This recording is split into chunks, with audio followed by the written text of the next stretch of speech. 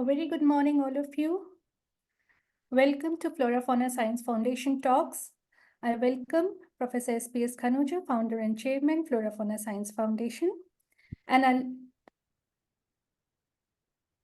lead talk of the day, Dr. A.K. Singh, former Chief Scientist, CSIR CMAP. We have a very interesting talk lined up by our very own Dr. A.K. Singh sir today. This will be useful for all the farmers out there and the entrepreneurs too. So without further taking any more time, I request Professor S.P.S. Khanuja to start the session with his views. Sir, please.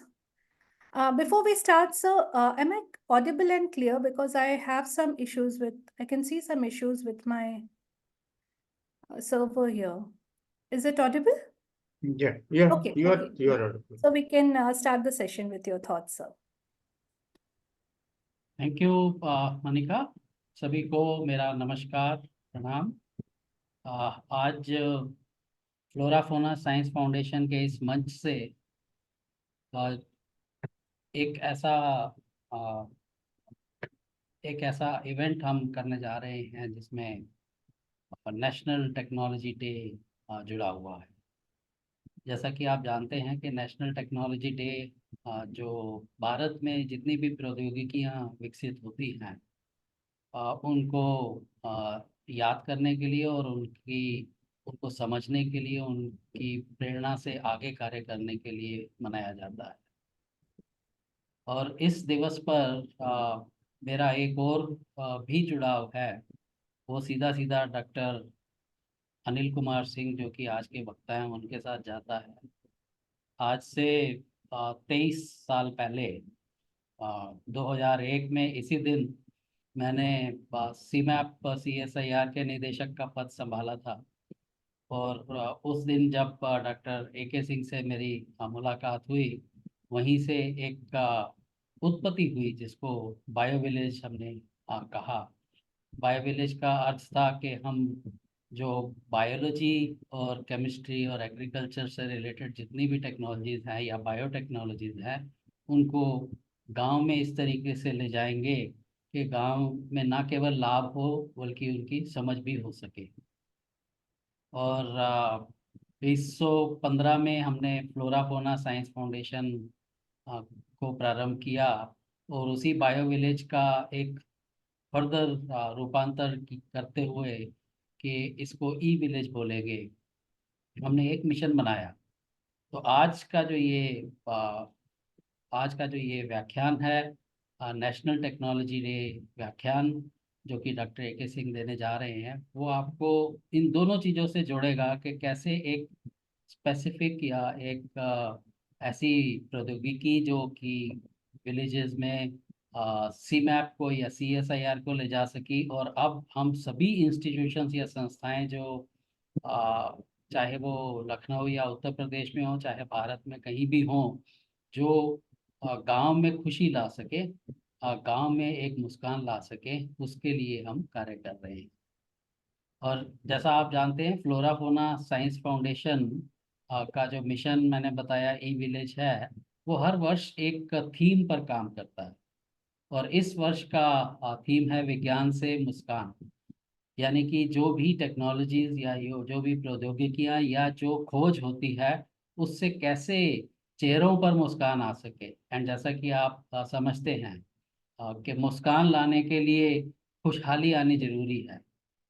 So we work on a mode where we work on enabling the villages through the technologies that institutions develop, but then transforming those technologies into usable part. Not only that, we also learn from villages. We go to villages and we learn that what they are doing as innovation, क्या नवाचार गांव में हो रहा है, उसको भी हम समझने का प्रयास करते हैं।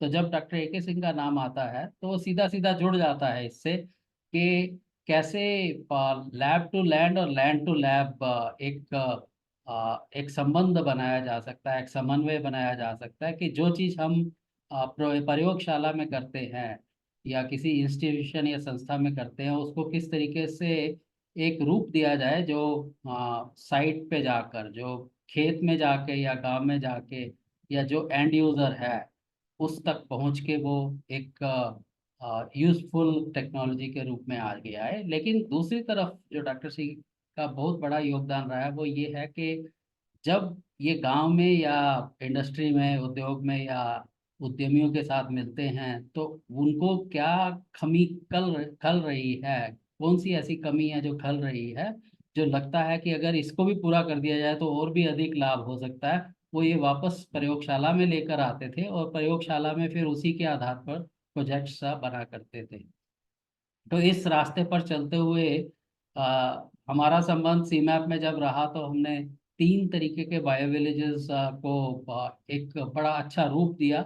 मिंट, जैसा कि आप सभी जानते हैं, मेंथा से एक रेवोल्यूशन आया और भारत जो श्रेष्ठ भारत की बात करते हैं तो मिंट ने ये बताया कि कैसे श्रेष्ठ भारत बन सकता है प्रौद्योगिकी द्वारा।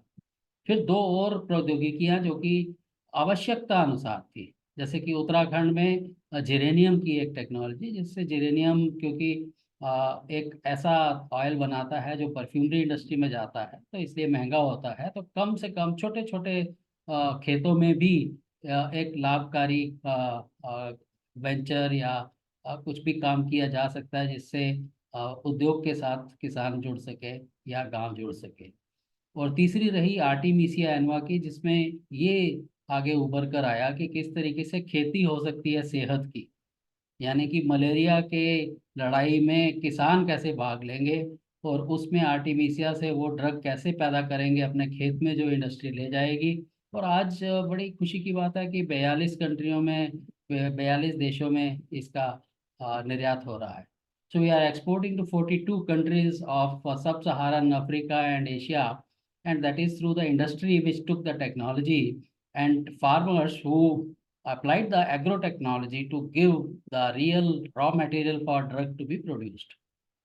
और फिर उसके बाद हम जब यहाँ पर काम कर रहे हैं फ्लोरा फोना साइंस फाउंडेशन में, तो हमने एक प्रयास किया है जिसमें डॉक्टर सिंह जब अपने विजिट पर होते हैं, खेतों में होते हैं अपनी टीम के साथ, तो वो वहाँ से एक चीज लेकर आते हैं कि वहाँ पर भी लोग कैसे प्रौद्योगिकी का उपयोग कर रहे हैं और कहाँ कोई चीज है जिसमें हम एक गैप फिलिंग कर सकते हैं। So how do we really create a relationship between the institutions, industry and villages. तो एक सेतु का काम हम कर रहे हैं।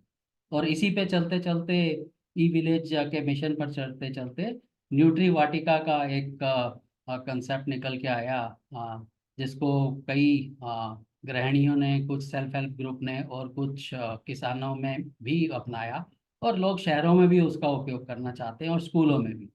तो जब स्कूलों की बात आई तो उससे हम न्यूट्री पाठशाला पे आए कि कैसे पोषण के लिए कुछ ऐसी वाटिकाएं बनाई जा सकती है जिससे ना केवल सीखने को मिले बल्कि पोषण के कुछ तत्व भी हमें मिल सके। और अब हम उस न्यूट्री पाठशाला को एक बड़ा रूप देने जा रहे हैं जो कि विज्ञान पाठशाला का है, जिसमें और भी जो विज्ञान से जुड़ी चीजें हो सकती हैं उस पाठशाला में बच्चों तक पहुंचाई जा सके। और इसके लिए जो एक संदेश जाता है, जिसके मुख्य संपादक रहे हैं डॉक्टर A.K. सिंह, फ्लोरा सारथी। सारथी, जैसा कि आप जानते हैं, वो एक किसी भी चीज को सार्थ करने के लिए एक संदेश का भी काम करता है और एक वाहक का भी काम करता है। तो फ्लोरा सारथी एक मैगजीन है जो फ्लोरा फोना साइंस फाउंडेशन की तरफ से चलती है, जिसमें doctor A.K. Singh chief editor रहे हैं, और वो उसको आगे बढ़ाते हुए हम हर तरफ पहुंचने की कोशिश कर रहे हैं। यहाँ तक कि हम उसमें ये भी प्रयास करते हैं कि जो पॉलिसी मेकर्स है, गवर्नमेंट्स हैं, वो भी हमारे विचारों से अवगत हो सके। तो इस ओर बढ़ते हुए कि किस तरीके से वैल्यू एग्रीकल्चर की बढ़ाई जा सके, और पोस्ट हार्वेस्ट टेक्नोलॉजी यानी कि प्रोसेसिंग कुछ जब हद तक जो गांव में हो सके उसका भी उपयोग हो सके, हम आगे बढ़ रहे हैं। तो आज doctor A.K. Singh national technology day lecture या टॉक के लिए आए हैं। डॉक्टर सिंह, आपका बहुत बहुत स्वागत है इस मंच पर। और हमें खुशी है कि इससे बेहतर कोई व्याख्यान नहीं हो सकता था, क्योंकि आप पूरी तरह से जुड़े हुए हैं प्रौद्योगिकी से भी, और प्रौद्योगिकी के जो उपयोग करने वाले सभी एलिमेंट्स हैं, चाहे इंडस्ट्री हो, उद्यमी हो या गांव के किसान हो। आपका एक बार फिर स्वागत। और अब मैं डॉक्टर मनिका से कहूँगा कि एक छोटा सा परिचय सभी लोगों के ज्ञान के लिए डॉक्टर ए के सिंह का दें, उसके पश्चात हम इस व्याख्यान की ओर बढ़ेंगे। Thank you, sir. It's my privilege to introduce Dr. Singh. Dr. Anil Kumar Singh, born on 2nd August 1952, did his MSc Botany from Lucknow University and PhD in Cytogenetics and Plant Breeding. He joined CSIR CMAP Lucknow on January 1981 and retired as Chief Scientist from there on 31st August 2014 after about 33 years of service. Thereafter, he was retained there to work as consultant. Currently, Dr. Singh is associated with Flora Fauna Science Foundation as Vice President and Clean and Green Environmental Society as an executive member. The efforts made by Dr. Singh in popularizing high-yielding varieties of menthol mint, aromatic grasses, ashwagandha, tulsi, kalmek, satavar, Artemisia nova, khas, geranium, etc., have increased the production of these plants in the country and created ample of job opportunities for thousands of farmers and entrepreneurs.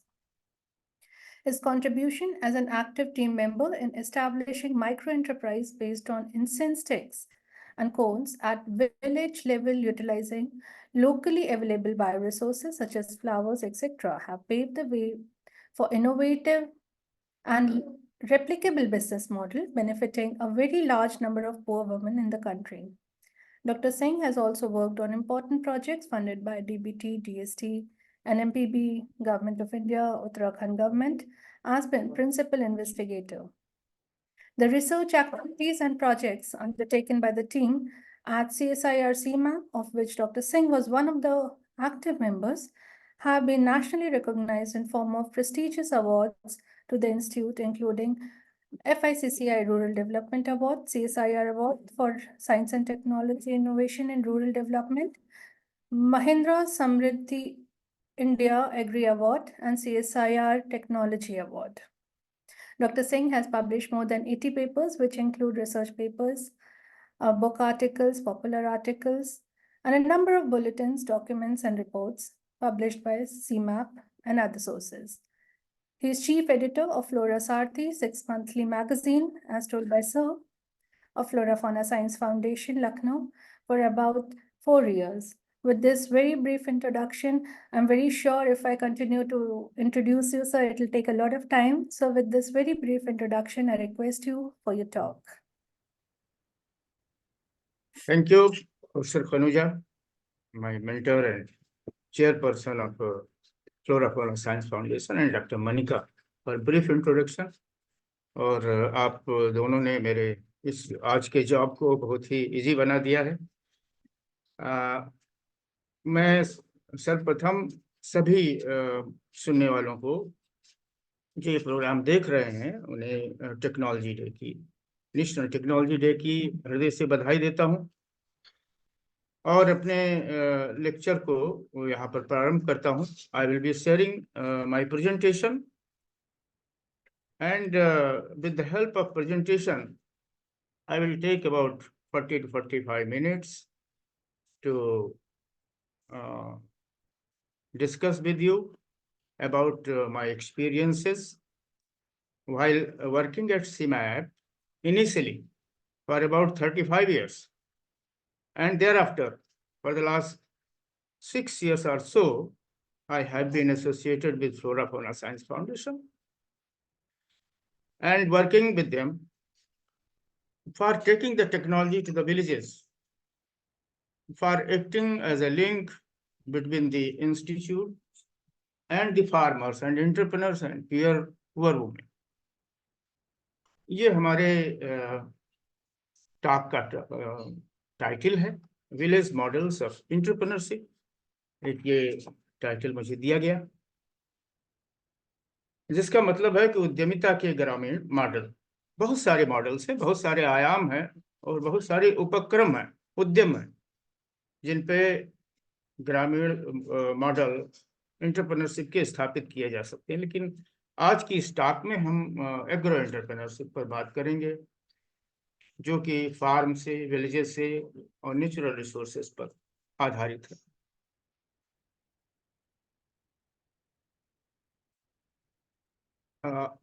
ये slide हमारी आगे पढ़ने के लिए क्या बात है, मैं कोशिश कर रहा हूँ कि फिर से शेयर करता हूँ। Yes, sir. Yes, sir. ये फॉरवर्ड नहीं जा रही, पता नहीं क्या दिक्कत हो रही। I will be sharing it again.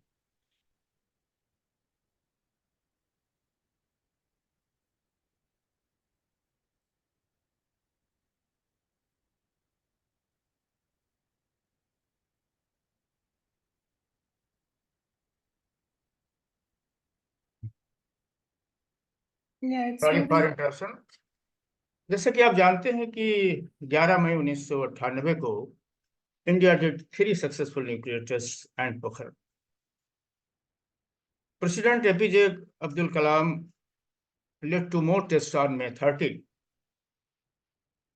And India then officially was declared as a part of nuclear power club. On the same day, DRDO tested its first indigenous aircraft, the Hansa-3 and the Trishul missile. Prime Minister Atal Bihari Vajpayee declared May 11 a day of big achievement. This led to the first celebration of National Technology Day. पहले national technology day की शुरुआत हुई 1999 से, और तब से अब तक मई 11 यानी आज का दिन नेशनल टेक्नोलॉजी राष्ट्रीय प्रौद्योगिकी दिवस के रूप में मनाया जाता है। इस वर्ष का जो थीम है बड़ा इंटरेस्टिंग है और बहुत इंपॉर्टेंट है। The theme is from schools to startups, igniting young minds to innovate. It's a remarkable initiative aimed at inspiring and motivating the young generation to take an interest in technology. और जैसा कि flora fauna science foundation का mission है विज्ञान से मुस्कान, प्रौद्योगिकी और विज्ञान किस प्रकार से लोगों के चेहरे पर मुस्कान ला सकती है, आर्थिक रूप से हमारे गांव या हमारे लोग सुदृढ़ हो सकते हैं, इससे बिल्कुल मैच करता है और यही हमारा प्रयास है। आज जो चैलेंज आप जानते हैं कि 70% पॉपुलेशन हमारे देश की गांव में निवास करती है, और ये भी सत्य है कि बहुत सी समस्याएं हैं गांव में। अगर आप गांव से ताल्लुक रखते हैं जरूर आपको जाने का अवसर भी प्राप्त हुआ होगा, रहने का अवसर प्राप्त हुआ होगा। ज्यादातर लोग गांव से आते हैं। जो वहाँ प्रॉब्लम है कि लोग जॉब के तलाश में शहरों की ओर पलायन करते हैं। There is a migration.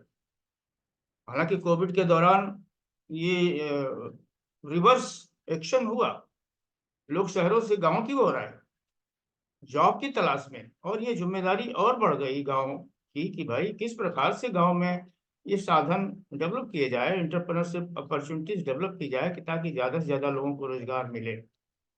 इसलिए सभी का ये दायित्व बनता है। There is a need for greater attention by all the concerned including government departments, research institutions and non-government organizations or volunteer organizations to develop entrepreneurship in rural areas.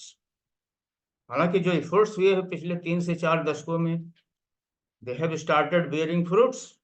बहुत से अच्छे नतीजे आ रहे हैं, बहुत से परिणाम आए हैं, बहुत से इंस्टीट्यूट्स की टेक्नोलॉजी प्रयोगशाला से निकल करके गांव तक गई है और प्रयास जारी है।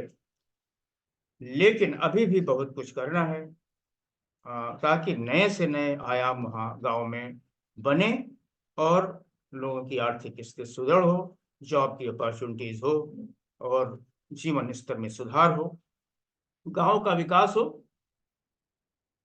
जो हमारा स्ट्रक्चर है आज के प्रेजेंटेशन का, जैसा कि प्रोफेसर खनूजा ने बताया कि I will be discussing about the village entrepreneurship models of CSIR CMAP based on dissemination of improved agro technologies rather for cultivation, processing and value addition of medicinal aromatic plants. और दूसरा जो part रहेगा हमारा efforts made by flora fauna science foundation in the area of health, nutrition and agriculture. ये 3 major areas है जिसको हम संक्षेप में हेना कहते हैं। And that is possible through integration of farmers, entrepreneurs, institutions, government departments, academia, students and people of society. तो ये 2 पार्ट्स में हमारा प्रेजेंटेशन आज का विभाजित हुआ है। आइए चलते हैं, सीमैप से शुरुआत करते हैं। सीमैप एक फ्रंट लाइन नेशनल लेबोरेटरी है CSIR की, और जो कि लखनऊ में स्थित है। Year of establishment of this institute is 1959 with headquarters at Lucknow and 4 field stations located at different parts of the country, one at Uttarakhand, Pantnagar, another one is in Hyderabad, in South, in Bangalore, Karnataka, and one more in Uttarakhand, in Bageshwar. So we have research farms there for introduction of medicine, for development of technology, for extension of technology from farm to fields involving a number of farmers. Major activities and services offered by institute have been technology development and validation. As Dr. Khanuja told you, that the beginning, institute focused on technology development part. How this agro technology can be improved further by developing cultivation practices, अच्छी varieties जिसमें chemical constituents अच्छे हों, in case of medicinal plants, essential oil का percentage अच्छा हो, aromatic plants के बारे में, development of high yielding varieties was given major attention. Then how to reach to the farmer's field, and the methodology adopted was training and field demonstration, interactive meets and Kisan Mela. These have been started gradually, followed by consultancy and technology transfer, documentation and publication, very important part of technology development and dissemination. Then engineering designs of distillation units and processing of chemical phytoconstituents from the medicinal plants, survey and preparation of project reports. A number of proposals were obtained by the laboratory to give consultancy for survey of their fields and preparation of project feasibility report to develop bankable projects for them. Seeds and propagules of high yielding varieties for further multiplication of medicinal aromatic plants of economic value, guidance in the marketing, and value addition and herbal formulations. The technology developed are listed here. There are several medicinal plants starting from Mentha arvensis to Mentha piperata, Symbopogon vinterianus like citronella, lemongrass, Pomarosa, geranium, gulab, vetiver, khas, pogostemon, patchouli, cultivated on large scale from Bangalore Center, then Catharanthus roseus from Bangalore Center, Bidania somnifera, very popular among the farmers of Rajasthan and Madhya Pradesh, Tulsi, Plantago ovata, a crop of Gujarat, Cassia angustifolia, Asparagus racemosus, Artemisia annua, about Dr. Khanuja was telling you that the BioVillage program on very large scale was developed there. And 11 agreements were signed for technology transfer in this particular plant, Artemisia annua, very potent source of medicine for treatment of cerebral malaria. Then aloe vera, Andrographis. Then improved process technologies for distillation, processing of medicinal plants, and also processing of Artemisia herb for extraction of artemisinin, which is further converted into RT ether, which is used for manufacturing of injections, and herbal formulations for mosquito repellents, disinfection, then pain reliever, personal hygiene, diabetic control, flower-based agarbatti and coons, and many more. Now, here is the structure of technology dissemination and outreach initiative. If we talk during 1993 and 2000, CSIR rural development activities or project was carried out at that time, under which, as Professor Khanuja told you, mint, lemongrass, citronella, vetiver, and other medicinal and aromatic plants were popularized among the farmers through mass awareness. There is a procedure. Then we advertise the our achievements, हमारे जो पौधे हैं उनके बारे में mass media के through radio, television, video, films, and even newspapers are very important source, followed by field demonstration, survey of the area where these crops can be grown, and gradually we popularize these plants among the farmers field, very large scale. And we started reaching the farmers during this period, 1993, 2000, and this was the period when our Professor Sushil Kumar was the director. He's no more. We pray our condolences to him. He sent team of scientists to the farmers field to study what problems they are facing, what technologies they require, and उस आधार पर varieties development का काम शुरू हुआ, चाहे वो lemon grass हो, Mentha हो या दूसरी फसलें हो, और किसानों तक पहुंचने के नए नए तरीके खोजे गए, ज्यादा से ज्यादा टेक्नोलॉजी ट्रांसफर प्रोजेक्ट्स लिए गए, कंसल्टेंसी पर काम हुआ, और फाइनली 2001 से और 2008 के बीच में when Professor Khanuja was there, BioVillage mission was launched in a very big scale in a mission mode, through which Artemisia was popularized, geranium was popularized in Uttarakhand, vetiver in different parts of the country, ashwagandha, lemongrass. Very unique PPP, public-private partnership model was established, where science from CIMAC and farmers and business, they all joined hands together and interacted that how this technology can be taken forward for the benefit of the farmers. And tons of materials of all these plants like Artemisia, geranium, vetiver were produced and made available to the industry, to the user industry. Now, this bio village mission का प्रभाव ये हुआ कि technology बड़े ज्यादा scale पर, एक time bound manner में, and that was supported by some of the industries also who took consultancy from us, who took technology from us, जिन्होंने हमसे टेक्नोलॉजी लिया और बड़ी मात्रा में टेक्नोलॉजी पहुंची।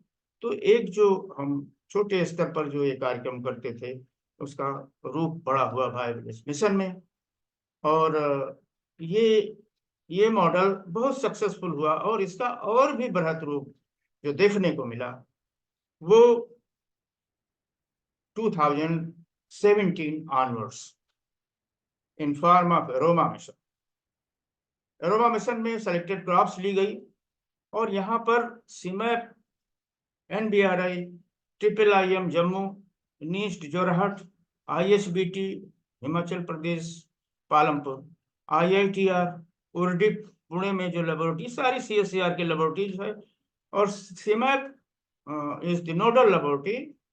यहाँ के साइंटिस्ट मिलकर और एक बड़ा प्रोजेक्ट बना करके एरोमा मिशन का प्रोग्राम लॉन्च किया, जो कि पहला में फेज जो है उसका 2017 से शुरू हुआ, वो कंप्लीट हुआ successfully. Then second phase was launched in 2020 and then from 23 onwards phase 3 has been launched, which is in progress. So third phase is in progress, और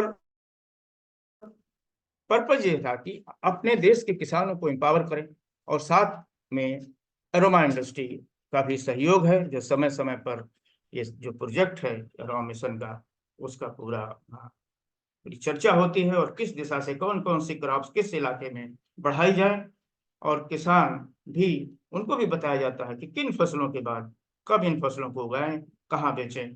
तो एक बड़े स्तर पर जो यात्रा छोटे स्तर से शुरू हुई प्रयोगशाला से, अब वो बड़े स्तर पर पहुंचना संभव हो सका है, और इसके लिए सभी वैज्ञानिक जो कि शुरू से और ये एरोमा मिशन में लगे हैं, सब बधाई के पात्र हैं। जो मेजर अचीवमेंट्स ये हैं और जिन पे कुछ प्रकाश भी डाला हमारे प्रोफेसर खनुजा साहब ने शुरुआत में, CIMAP has catalyzed the transformation of India from a menthol importing country to the largest producer and exporter of menthol mint oil globally by developing short duration and high yielding varieties, superior agro technologies and processing technologies of menthol mint, leading to spread of mentha cultivation in about 3 lakh hectares. Today, mentha arvensis is being cultivated in about 3 lakh hectares of area. लोगों का कहना है कि हर वर्ष करीब 5 या 6% की गिरावट या बढ़ोतरी होती है और पिछले 2-3 वर्षों से स्टैटिक है, और इसमें 7 लाख से भी अधिक फार्मिंग फैमिलीज जुड़ी हैं, खासतौर से उत्तर प्रदेश में और नियर बाई स्टेट्स में, बिहार में और नए नए स्थानों पर. So this very important achievement. आप इसको समझ सकते हैं कि जहां पर 7,000 छोटे किसान जुड़े हों और जो मेंथा की खेती पहले धान, फिर आलू और फिर मेंथा एक ही जमीन में ले करके 3 फसल वाला फसल चक्र अपना करके और लाभ भी कमा रहे हैं और लाखों लोगों को रोजगार भी दे रहे हैं. Second one being ensured making in India of anti-malarial drug artemisinin by developing high-yielding variety of Artemisia annua, its chemical processing and derivatization of artemisinin, and promoting the cultivation of improved varieties in the farmers field through BioVillage mission, as I have told you. तीसरा, profitable utilization of salt-affected and flood-prone coastal and river bank areas by developing and deploying short duration and high-yielding variety of खस. खस का विस्तार हुआ, कम समय में पककर तैयार होने वाली variety, और किसानों ने इसका बढ़ चढ़ के इसका प्रचार किया और इंडस्ट्री ने भी जो सिमैप की वैरायटीज का तेल है उसको हाथों हाथ लिया. Lemon grass palmarosa cultivation rain deficit area में पॉपुलराइज कराया गया, खासतौर से बुंदेलखंड, विदर्भ और कच्छ और मराठवाड़ा इलाकों में. एक बहुत ही विशेष हर्बल फॉर्मुलेशन BGR-34 जो कि एंटी डायबिटिक टाइप 2 डायबिटीज के लिए प्रभावी है, NBRI के साथ मिलकर के बनाया गया और जो इंडस्ट्री को लाइसेंस भी किया गया after testing it's clinical efficacy and safety. ये एक बड़ा अचीवमेंट रहा. और जैसा मैंने बताया कि CSIR aroma mission to empower Indian farmer and aroma industry by cultivation, processing, and value addition and marketing of aromatic crops. It is significant to note that under phase 1 and 2, about 36,000 hectares of area under different aromatic crops was brought through cultivation, producing 5,000 tons of essential oils valued at about 500 crores. ये हमें aroma mission की first और second phase की report के through ये सारांश उपलब्ध कराया. इसके लिए हम सब वैज्ञानिक टीम को धन्यवाद देते हैं.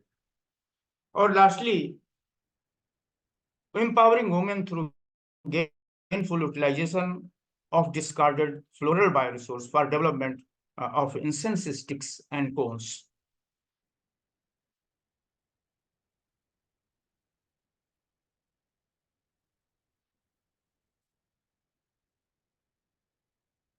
ये आप यहाँ देख रहे हैं, इस पे थोड़ा विस्तार में मैं जाना चाहूंगा, 2-3 मिनट लेना चाहूंगा. ये महक आस्था के फूलों की यानी ये सक्षमा प्रोजेक्ट है और प्रोफेसर खनुजा के समय में ही इसको शुरू किया गया.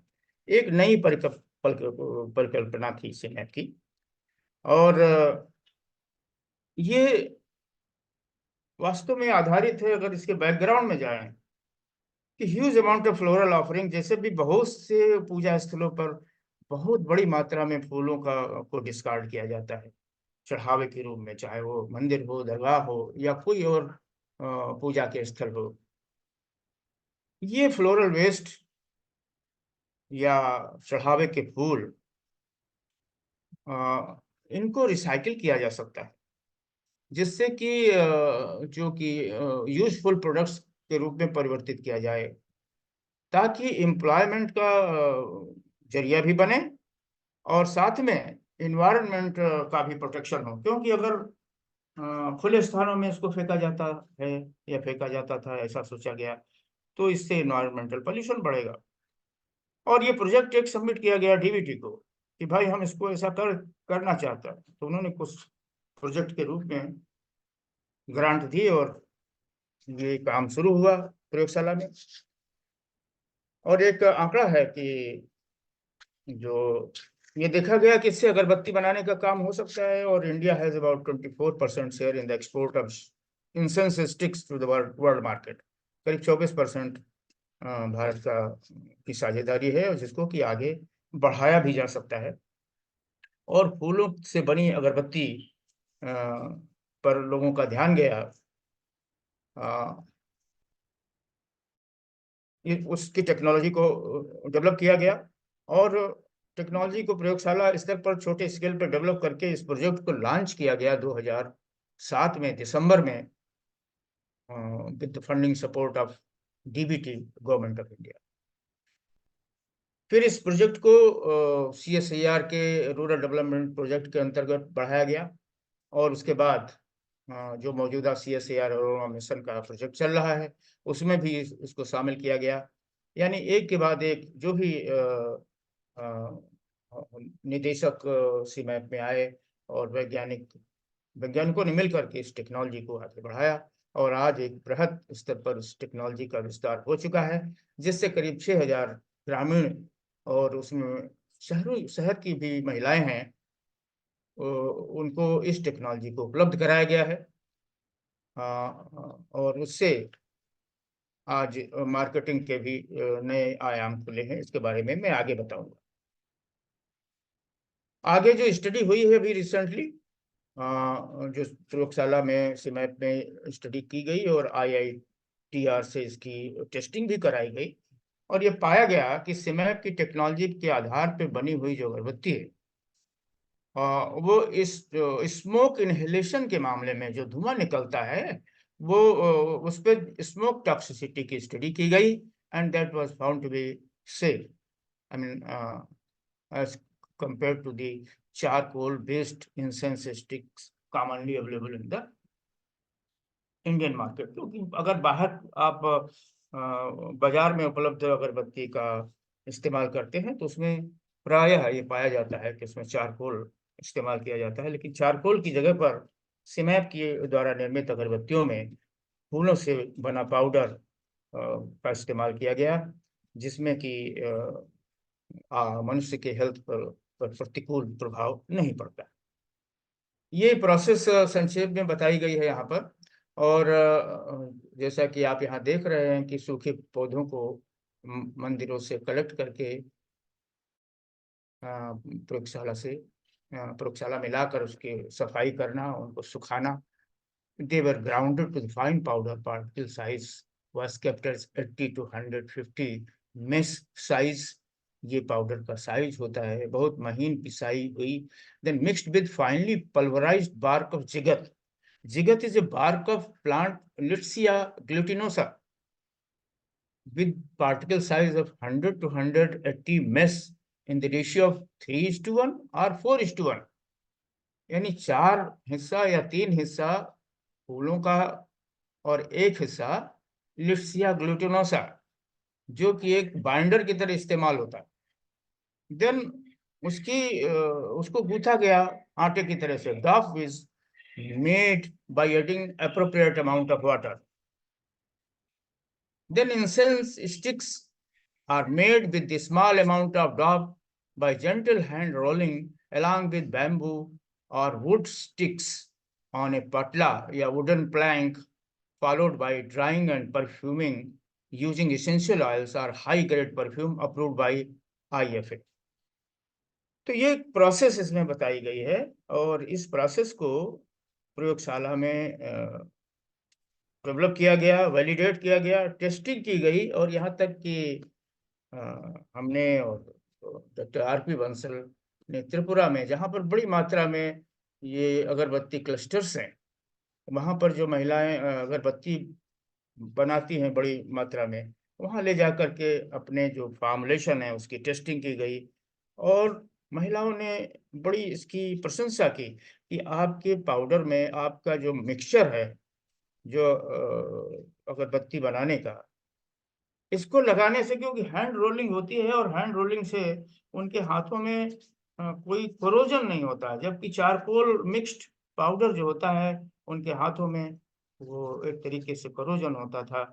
और वो कहे उनके अनुसार सीमैप का जो पाउडर है वो एक उबटन की तरह काम करता था। तो it was approved by women workers also. Being divide of course, as जैसा कि लिखा हुआ है, improved flower based formulation used in अगरबत्ती and cones cause zero smoke at the work also. मतलब उसमें धुआं भी कम निकलता है। These findings were confirmed by a group of 25 women during validation and demonstration of incense sticks making technology at Tripura State Innovation Cluster. और हम लोगों ने इसको जा करके वहां पर देखा था, जिसकी रिपोर्ट श्रीवास्तव एट अल ने अपने पेपर में 2022 में किया है। यहाँ पर कुछ चित्र आपको देख रहे हैं। इसकी शुरुआत हम लोगों ने गांव में किया और महिलाओं को वहां ले जा करके इस टेक्नोलॉजी के बारे में जानकारी दी, डिमॉन्स्ट्रेट किया और बताया कि कितनी आसानी से ये अगरबत्तियां बनाई जा सकती हैं एक पाटले की मदद से, और हैंड रोलिंग के द्वारा वो अगरबत्ती बनाकर इस व्यवसाय को कर सकते हैं। ये देखा गया कि महिलाएं खाली समय में किस प्रकार से घर में, चाहे वो सास हो, बहू हो, बहनें हो, भाई हो, सब मिलकर किस काम को करते थे। और एक बड़ा ही अच्छा वातावरण गांव में देखा गया और देखा गया कि ये काम समूह बना करके हो सकता है खाली समय में अपने घर के सारे काम निपटाने के बाद। और फिर आगे उनको एक मंच भी दिया गया, चाहे वो किसान मेला हो या किसी प्रकार की गैदरिंग हो। कुछ महिलाएं इस अगरबत्ती को बनाती थी, कुछ महिलाएं आकर के उसके बारे में सीखती थी। तो एक तरीके का नेटवर्किंग और इंटरेक्शन, इससे एक से अनेकों महिलाएं ट्रेनिंग्स तैयार होती चली गई।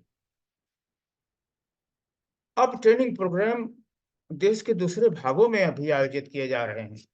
ये पहला चित्र जो आप देख रहे हैं सीमैप की प्रयोगशाला का है, और यहाँ पर जो अपने लखनऊ के आसपास के क्षेत्रों की आकर के महिलाएं ट्रेनिंग करती हैं। एक केंद्र भी बनाया गया है माँ चंद्रिका देवी मेला स्थल पर, मंदिर के पीछे की तरफ। मंदिर समिति जो वहाँ की है, उन्होंने एक जगह प्रदान की और वहाँ पर एक ट्रेनिंग सेंटर बनाया गया, जहाँ शुरू में समय समय पर ट्रेनिंग का आयोजन हुआ और अब भी उसका इस्तेमाल ट्रेनिंग के लिए किया जाता है। और ये सीमैप का दृश्य है। और ये अब देखिए, अभी हाल ही में डॉक्टर रमेश और उनके साथियों ने जाकर के उदयपुर विज्ञान केंद्र त्रिपुरा में है और वहां जाकर के महिलाओं को प्रशिक्षण दिया, वहां का ये चित्र है। तो और उनके अनुसार जो भी एक ही वर्ष में करीब 1086 लोगों को, 86 महिलाओं को ट्रेनिंग दी गई 23-24 में, 2023 में, 2024 में। और उसके पहले मैंने जैसा बताया कि 6000 लोगों को ये टेक्नोलॉजी उपलब्ध कराई जा चुकी है। इकोनॉमिक्स ऑफ प्रोडक्शन पर अगर एक संक्षिप्त निगाह डालें तो करीब 1500 इंसेंस स्टिक्स 1 किलोग्राम मटेरियल से बनाई जा सकती है। दूसरा, कास्ट ऑफ रॉ मटेरियल जो हम बनाते हैं, मतलब कास्ट ऑफ रॉ मटेरियल जिसमें फ्लावर पाउडर होता है, बैम्बू स्टिक होती है, मैन्युफैक्चरिंग में इस्तेमाल करते हैं, वो 110 रुपया 1 किलोग्राम अगरबत्ती बनाने में 110 रुपये का रॉ मटेरियल लगता है। इन अगरबत्तियों को अगर बेचा जाए तो 200 रुपया पर किलोग्राम के हिसाब से रॉ अगरबत्ती जिसमें खुशबू न मिलाई हो, उसे बेचा जा सकता है। और अगर आगे उसका वैल्यू एडिशन किया जाए, यानी कि उसमें खुशबू जोड़ी जाए, खुशबू को ऐड किया जाए, चाहे वो इसेंशियल ऑयल की खुशबू हो या जो परमिटेड परफ्यूम से उसे डाला जाए, तो उसकी कीमत 200 से बढ़कर 335 रुपया पर किलोग्राम हो जाती है। 1500 परफ्यूम्ड इंसेंस स्टिक से जो पहला हमने नंबर लेके चला है, वो 75 पैकेट्स 20-20 स्टिक्स के बनाए जा सकते हैं, जिन्हें मार्केट में 15 रुपये पर पैकेट के हिसाब से बेचा जा सकता है। कहीं कहीं तो 20 रुपये पर पैकेट और 25 रुपये पर पैकेट तक भी बेचते हैं, लेकिन मैं ये थोक का रेट बता रहा हूँ। तो इस प्रकार से ये 75 पैकेट तैयार होते हैं और उन्हें अगर रिटेल मार्केट में बेचा जाए, अगर ये 15 का भी 20 रुपए में रिटेल मार्केट में अगर 20 रुपए के हिसाब से बेचा जाए, तो this will fetch A gross income of 1500 from 1 kg। इस प्रकार से अगर देखा जाए तो अगर 3 से 4 लोगों की फैमिली मेंबर्स मिल करके अगर 2 से 4 घंटा समय दे करके इसको बनाए, तो ज्यादा मात्रा में अगरबत्ती का निर्माण कर सकते हैं और इसको फर्दर स्केल अप किया जा सकता है और किया गया है, जो कि ये बहुत प्रॉफिटेबल वेंचर गांव के स्तर पर मिला है। और इसका परिणाम ये हुआ कि इस पर ट्रेनिंग की फ्रिक्वेंसी बढ़ी। ये जो जिसके बारे में बात कर रहा था कि माँ चंद्रिका देवी टेम्पल के पीछे ये ट्रेनिंग फैसिलिटी है और ये हमारे उस समय के डायरेक्टर जनरल प्रोफेसर समीर ब्रह्मचारी है, उन्होंने इसका इनॉग्रेशन किया है और ये 30 मार्च 2011 को ये फैसिलिटी बनी है वहां पर और तब से अब तक उसका इस्तेमाल किया जा रहा है। आप यहाँ पर अगर इधर देखें तो इतनी जो ऑर्गेनाइजेशंस हैं उनको इस टेक्नोलॉजी को उपलब्ध कराया गया है। उसमें से बहुत से लोगों ने तो इस टेक्नोलॉजी को लाइसेंस कराया अभी हाल ही में, जैसे कि नीचे से हम चले, साझी रेखा SSG सिमरा लखनऊ, वंदना सिंह की ये सेल्फ हेल्प ग्रुप है, फिर government of Tripura, Excel Agro, ये कम दर पर इस टेक्नोलॉजी को उन्हें लाइसेंस किया गया है। रिसाइकिल आस्था दिल्ली, यहाँ तक कि डिस्ट्रिक्ट जेल अयोध्या और इस तरीके की जगहों पर, एक तरफ से अगर चले तो शिरडी साई बाबा टेम्पल शिरडी में भी इस टेक्नोलॉजी को ट्रांसफर किया गया है। माता वैष्णो देवी कटरा जम्मू कश्मीर में भी इस टेक्नोलॉजी का डिमॉन्स्ट्रेशन किया गया है, जहाँ पर प्रसाद की किट बनाने वाली महिलाओं को इसकी ट्रेनिंग दी गई है। मैं भी मुझे भी जाने का वहाँ अवसर मिला था। वो सब माँ विंध्यवासिनी देवी विंध्याचल में देवासरी पर, और ये तमाम जो लिस्ट है इनको ये दिया गया है। और ये पाया गया कि एक लेडी सारे समय अपने काम करने के बाद घर का करीब 2500 से लेकर 3000 रुपये पर मंथ की उनको आमदनी होती है। करीब 3 घंटा काम करने के बाद इतना पैसा वो कमा सकती है। इसका बहुत अच्छा कवरेज भी हुआ है, जो विभिन्न प्रकार के मीडिया प्लेटफॉर्म्स पे जिसका विस्तार हुआ, चाहे न्यूज़पेपर हो या टेलीविजन हो या रेडियो हो, पब्लिकेशंस भी हुए। और ये अभी लेटेस्ट प्रकाशन है जो इसके बारे में बता रहा था कि innovative technique for management of power floral bioresources, protecting the environment and generating additional livelihood opportunities for women, and this was published online in International Journal of Environmental Science and Technology on 26th of February 2022. If you are interested for more information on the know-how, training, technology transfer opportunities, consultancy from CSA or CMAP, be it cultivation of medicinal multi-plants or technology transfer of agarbattis or chemical processing or distillation, you can contact Director CMAP or visit their website www.cmap.res.in. CMAP के बाद अब हम flora fauna science foundation की ओर चलते हैं। और जैसा मैंने बताया कि वहाँ से हमारा जुड़ाव करीब 2018 से के आसपास से है। रिटायरमेंट के बाद मैं संस्था से जुड़ा। जैसा कि प्रोफेसर खलूना ने बताया कि this was established in 2015-16 and mission है कि कृषि, स्वास्थ्य और पोषण को गुणवत्तापूर्ण जीवन, अर्थव्यवस्था और समाज के विकास के चालकों के रूप में सक्षम कर विज्ञान, ज्ञान और नवाचारों के प्रौद्योगिकी अनुवाद यानी प्लेटफॉर्म के रूप में उद्यमी गांव को बनाना, स्थापित करना, creating entrepreneurial villages, that is e villages, that is the main purpose. It's a unique foundation जिसमें कि करीब 35 एक्टिव मेंबर्स हैं और वो भी डाइवर्स फील्ड से हैं। साइंटिस्ट हैं, रिसर्चर्स हैं, students, technocrats, educationist, entrepreneurs, industry leaders, farmers, social workers, they are all associated with this foundation, led by Professor Sumanpreet Singh Khanuja. The foundation is self-financed by the members only. अभी हमें कोई भी government grant नहीं मिल रही है, हम लोग अपने ही फाइनेंस के सहारे इस संस्था को हम लोग चला रहे हैं और किसानों और उद्यमियों की सेवा कर रहे हैं। जो हमारे नॉलेज पार्टनर्स हैं या कोलेबरेटर्स हैं, ये करीब 13 के करीब हैं, जिसमें CSIR, IITR, industrial institute of toxicology, regional food research and analysis centre, organisation for social innovation and research,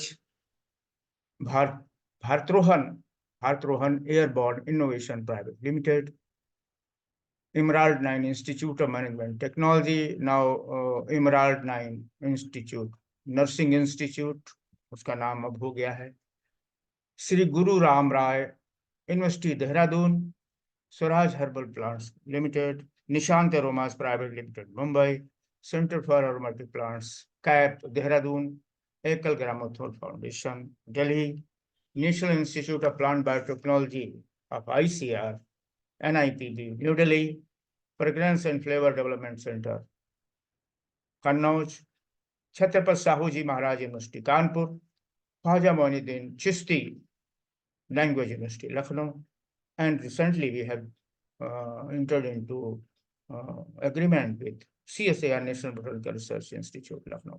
तो आप देख रहे हैं कि इसमें रिसर्च इंस्टीट्यूशंस भी हैं, एजुकेशनल इंस्टीट्यूशंस, यूनिवर्सिटीज भी हैं, इंडस्ट्रियल हाउसेज भी हैं और टेस्टिंग ऑर्गेनाइजेशंस भी। तो इस प्रकार से ये हमारे नॉलेज पार्टनर्स हैं और इनकी टेक्नोलॉजी, इनके साथ मिल करके हम आगे कार्यक्रम आयोजित करने का प्रयास करते हैं।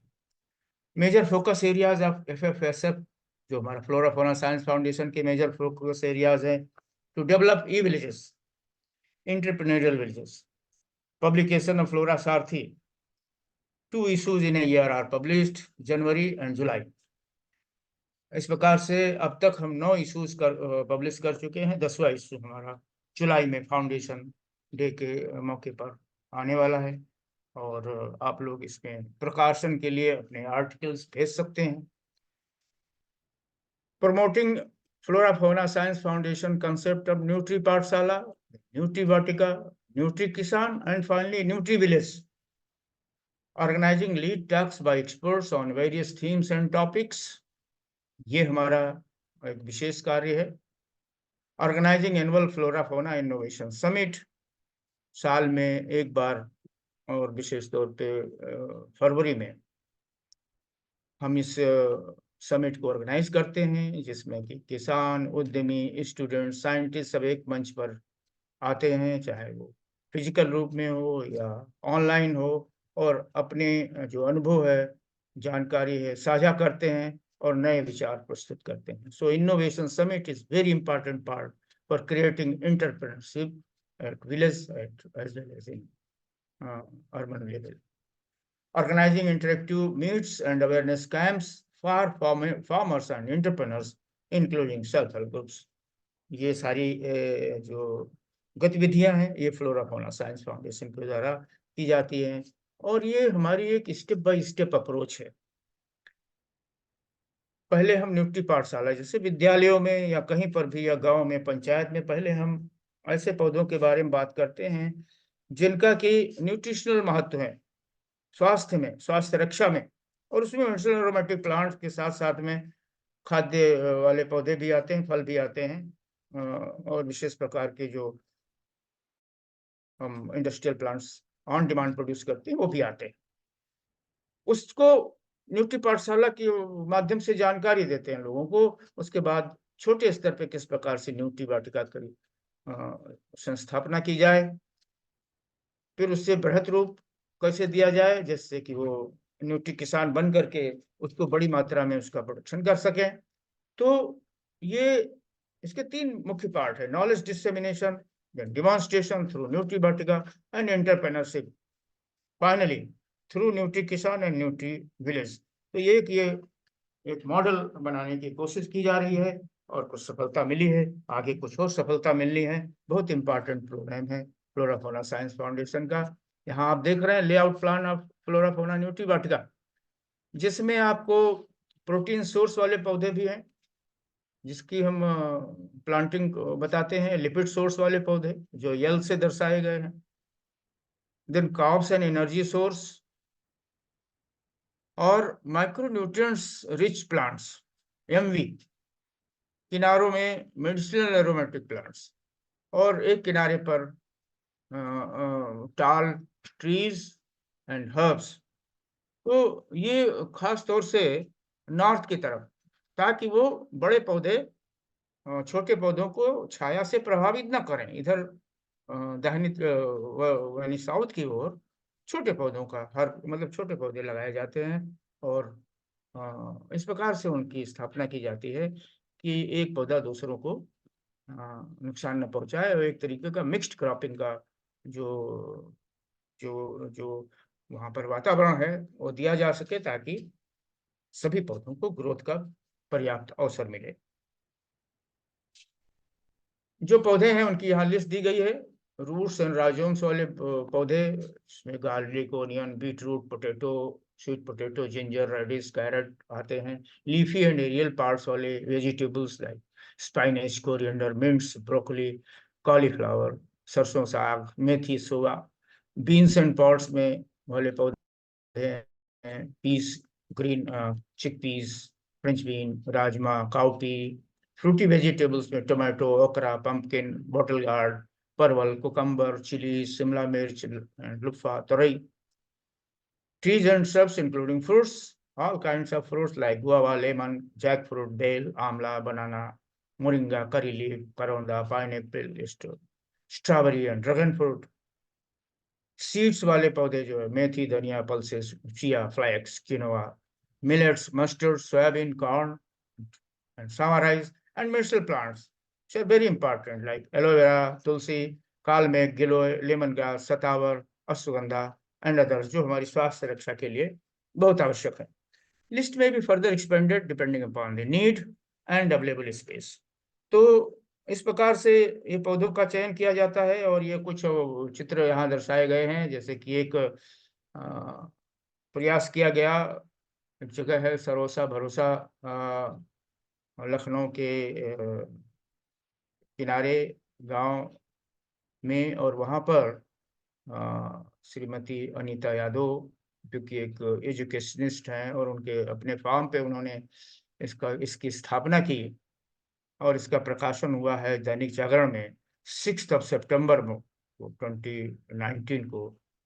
रूमा सिन्हा ने इसके बारे में लिखा है विस्तार से कि किस प्रकार से एक घर घर हो सकती है सेहत की खेती, और कुपोषण से लोग मीलों दूर हो सकते हैं। तो ये प्रयास किया गया फ्लोरा फौना का ही प्रयास है, और जिसमें अनीता यादव के द्वारा दिया गया योगदान बड़ा सराहनीय है और अनुकरणीय भी रहा है। ये आगे जो जिन पौधों की उन्होंने खेती करके लोगों को दिखाया, उसमें इनको कुछ चित्र यहाँ शामिल किए गए हैं, जिसमें टमाटर, गोभी और बैंगन, नींबू, अदरक, धनिया, तमाम प्रकार के, सरसों के साग और इस प्रकार के पौधे। न्यूट्री वाटिका का इम्पोर्टेंस अगर मैं आपको बताऊं तो ये न्यूट्रिशनल रिक्वायरमेंट तो मीट करती ही है। आपको अपने घर पर केमिकल फ्री जो वेजिटेबल्स है वो मुहैया कराती है। फलों को भी आप आनंद उठा सकते हैं, और जो ज्यादा मात्रा में जिन पौधों की आवश्यकता है बड़े स्तर पर भी उनको उगा सकते हैं, और इंटरप्रेन्योरियल अपॉर्चुनिटी भी आपको उपलब्ध हो सकती है। आप उसको बाजार में बेच भी सकते हैं। contributes to environmental protection, extend health related benefits and happiness। अगर आप न्यूट्री वाटिका का काम करते हैं, घर पे आपकी वाटिका है, तो आपके लिए ये एक तरीके का व्यायाम है, खास तौर से सीनियर सिटीजन्स के लिए, और बच्चों के लिए तो ये एक नेचर्स की लेबोरेटरी है। यंग जनरेशन के लिए वो सीखते हैं कि किस प्रकार से पौधों को उगाते हैं, कैसे उनको मेंटेन करते हैं। तो इस प्रकार से बच्चे सीखते हैं। utilizes the space available in and around your homes and fields for the family's benefit. तो और स्पेस का तो समुचित प्रयोग होता ही है। न्यूट्री पाठशाला का यहाँ पर एक वो विवरण दिया गया है। लखनऊ से करीब 50 किलोमीटर दूर एक ग्रामीण क्षेत्र में स्वरचना विश्वविद्यालय में 26 अक्टूबर को 2021 में एक अनूठी न्यूट्री पाठशाला का आयोजन किया गया। आप देख रहे हैं यहाँ पर बच्चों ने न केवल उसको समझा जाना, बल्कि जो वहाँ का जो प्रिंसिपल है वहाँ की और शिक्षिकाओं ने मिल करके अपने प्रांगण में एक न्यूट्री वाटिका की भी स्थापना की, जहाँ पर प्रोफेसर खनुजा और मैं भी वहाँ मुझे भी जाने का अवसर मिला और बच्चों ने बढ़ चढ़ करके हिस्सा लिया और पौधरोपण किया।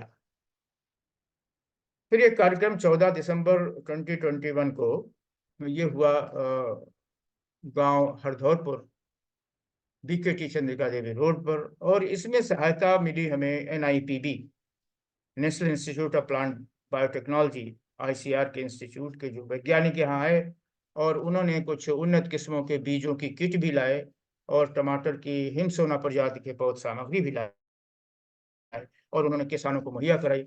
बहुत से किसान, बड़ी मात्रा में करीब 150 किसान आसपास के गांव के वहां आए और उन्होंने जाना कि ये नई वैरायटीज के समावेश से ये एक ऐसा क्षेत्र है जहां पर बड़ी मात्रा में सब्जियों की खेती होती है, मैं आगे बताऊंगा। और वहां पर मिक्स्ड क्रॉपिंग का चलन चल पड़ा है। किसानों ने मिक्स्ड क्रॉपिंग अपना करके लाभ कमा रहे हैं, नई नई प्रकार की सब्जियों की खेती कर रहे हैं। तो वहां पर ये उन्नत प्रजाति के लिए किसानों में बहुत उत्सुकता रही और ये कार्यक्रम बहुत सक्सेसफुल कार्यक्रम हुआ। जो एक और विलेज इनिशिएटिव हुआ और विलेज दिगोई जो बख्शी तालाब के पास है वहां पर इसके लॉन्च किया गया 28 अगस्त 2021 को। वहां पर 3 सेल्फ हेल्प ग्रुप हैं और उनकी महिलाओं ने वहां पर अपने प्रोडक्ट्स का प्रदर्शन किया और हमारे फ्लोरा फौना साइंस फाउंडेशन की ओर से प्रोफेसर खनुजा, आरफेक के director doctor Chauhan, national bureau of fish genetic resources की डॉक्टर पूनम जयंत सिंह और सुंदरम सेवा संस्थान की वंदना सिंह, इन सभी ने जाकर के इन महिलाओं को जानकारी दे कि किस प्रकार से प्रोडक्ट बनाएं, कैसे इनकी गुणवत्ता सुनिश्चित करें और बाजार तक कैसे पहुंचाएं। और वहाँ की एक उत्साही महिला ये जो है शालिनी सिंह, उनके प्रोडक्ट्स एक विशेष प्रकार के ऑन डिमांड प्रोडक्ट्स बनाती है, चाहे वो आम से बने अचार हो जो कि उनकी स्थानीय प्रोड्यूस है, चाहे पापड़ हो, चाहे मल्टीग्रेन आटा हो, वो यहाँ तक कि लखनऊ तक पहुँचाने का भी लोगों को काम करती हैं और पूरे परिवार का सहयोग मिलता है। और इन लोगों ने बताया कि उनको मार्केटिंग में दिक्कतें आती हैं, लेकिन मुझे लगता है कि इन दिक्कतों को हम सभी लोग जो भी हैं उसको सॉल्व कर सकते हैं अगर हम एक ये नियम बना लें कि हम जो प्रोडक्ट्स हैं SSGs के बने हुए प्रोडक्ट्स को प्राथमिकता दें, उनका उत्साहवर्धन करें, तो ये एक अच्छी पहल होगी। तो इस प्रकार से विलेज इनिशिएटिव लॉन्च किया गया और ये दूसरा प्रयास रहा विलेज इनिशिएटिव के ही सिलसिले में 29 अप्रैल 2023 को जो चंद्रिका देवी मंदिर के पीछे फैसिलिटी है CMAP की, WETF women entrepreneurial training facility, वहां पर करीब 25 किसानों को एकत्रित करके प्रोफेसर आलोक धवन के सहयोग से और हमारे प्रोफेसर खनुजा और ICR की वैज्ञानिक डॉक्टर